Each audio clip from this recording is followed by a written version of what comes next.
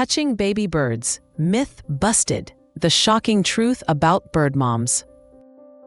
Hey there, nature lovers and pet enthusiasts. Welcome back to FactSpark. Today we're tackling one of the most enduring myths in the animal kingdom, a whispered warning passed down through generations. If you touch a baby bird, its mom will abandon it because of your human scent. It sounds like a heartbreaking scenario, doesn't it? But get ready, because we're about to dive deep and reveal the surprising truth about bird moms and their incredible parenting instincts.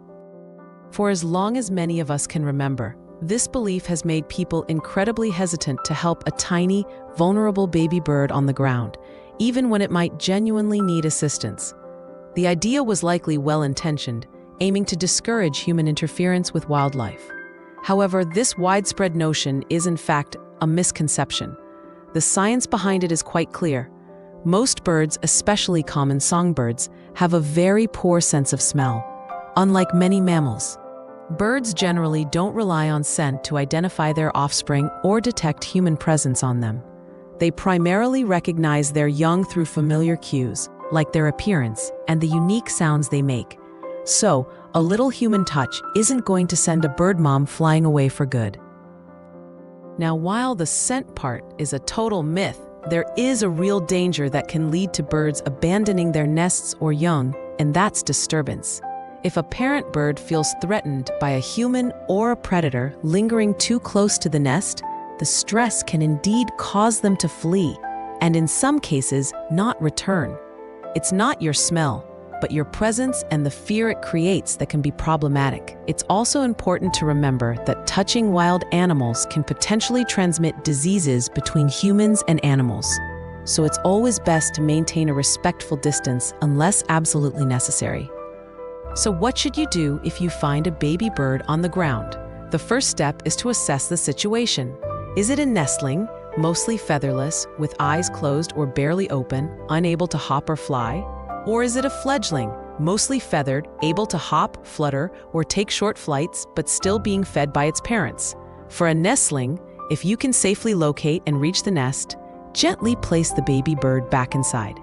If the original nest is destroyed or inaccessible, you can even create a makeshift nest, like a small basket lined with dry grass, and secure it as close to the original site as possible.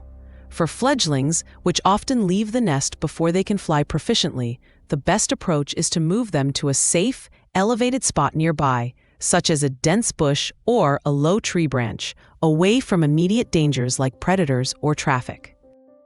The key to success in both scenarios is to act quickly and then retreat to a safe distance, allowing the parents to return without feeling threatened.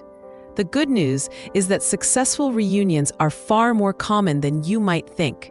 Bird parents have an incredible innate drive to nurture their young. Beyond debunking myths, the world of bird parenting is truly fascinating and diverse. Did you know that while some species, like hummingbirds, are super moms, doing it all solo, from nest building to raising their young entirely on their own, a significant majority of bird species, about 81%, actually co-parent, with both male and female partners sharing the duties. Some male birds are incredibly devoted dads, taking on all the incubation and chick care, like the Wilson's phalarope. And here's another amazing fact: some bird families even have helpers. These are often older siblings from previous breeding seasons who stick around to assist with nest construction, feeding the new babies, and even defending the nest. It's a remarkable display of teamwork and a sophisticated form of apprenticeship for the younger birds. So, the next time you encounter a baby bird, remember, don't let old myths stop you from doing what's right. Understand the science, act responsibly, and always prioritize the well-being of our amazing feathered friends.